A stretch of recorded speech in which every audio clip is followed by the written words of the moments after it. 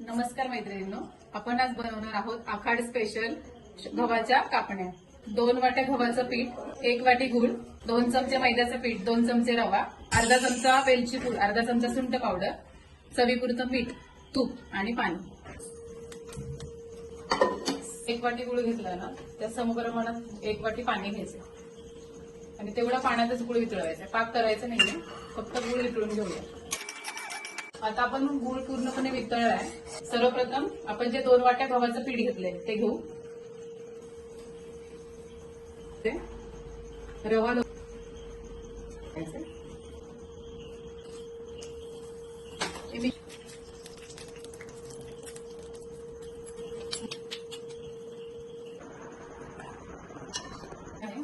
ते आपण या मिश्रणात टाकू आणि छान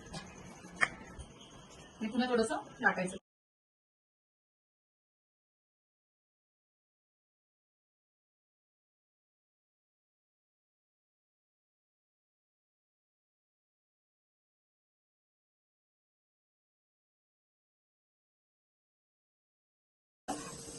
आणि जास्त लाल पण नाही करायचं, गुळ ऑलरेडी त्याचं पण नाही लाल करायचं।